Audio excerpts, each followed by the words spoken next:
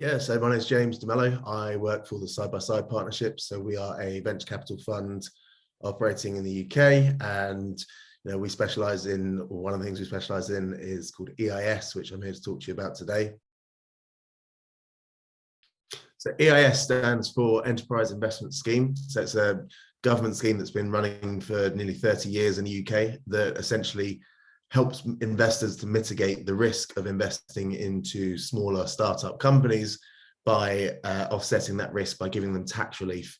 And that's up to 30% of income tax relief, capital gains tax-free gains, and also inheritance tax relief after holding the investments for 2 years. EIS is one of the highest ranked government incentive schemes in the world in terms of encouraging investment into small businesses, which is what it's designed to do and what it does. With this sort of market, there have been various successes in the past. So, you've got the likes of companies like Just Eat, Zoopla, Love Film, Gusto, the meal kit boxes, even Kazoo, the sort of car buying and selling giant at the moment that's just IPO'd in the States. Whilst these are startup companies to start with, some of them have grown into very large entities that sort of household names that people use today. So EIS is suitable for quite a wide range of people, actually, but predominantly it tends to be sort of higher earners. So people in sort of 40% tax or 45% tax brackets. Also those that are sort of selling their business, that's another large area.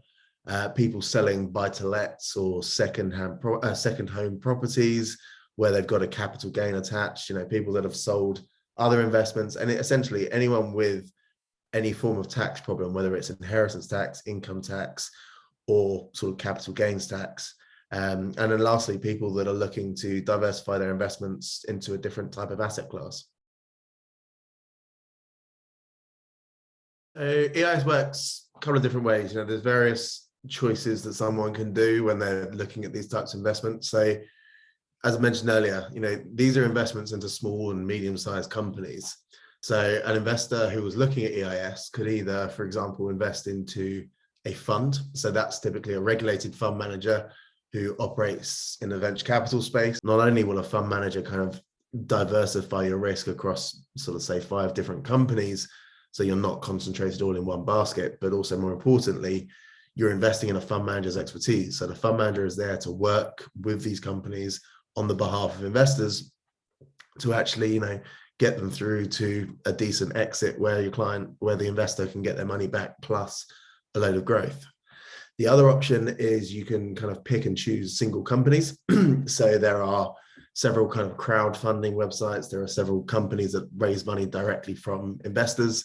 And, if a client happens to have a certain interest in a certain field, they may want to go and pick a sort of company that may be raising themselves and invest directly with them.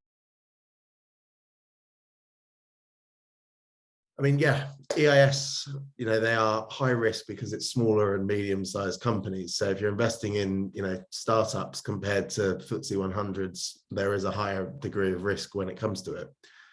When you're choosing these investments, you can also kind of concentrate that risk. So if you're investing into a single company, you put all your eggs in that one basket. By investing with a fund manager, though, you're investing in a venture capital fund whose sole job it is to kind of, talk to these companies, search for these companies, qualify these companies, test the business plan, test the commercialities of, is it a successful type of business? And also, most importantly, conduct due diligence. The average fund manager will spend around £10,000 per company on due diligence. Now, for a private investor, if you're investing in 10 different companies, it may not be feasible to spend that sort of value on due diligence, but that's where selecting the right fund manager can really play a part. And the beauty with EIS is, because EIS is geared for capital growth, any gains that arise from an EIS qualifying investment, provided they've been held for 3 years, which they normally always will be with EIS because you're not going to sell much quicker than that, but provided they've been held for that time period, any gains that arise from EIS are exempt from capital gains tax. So from an investor's point of view, if I make £100,000 in a normal investment, I'm potentially paying 20% of that in capital gains tax. With EIS, you don't have that CGT attached.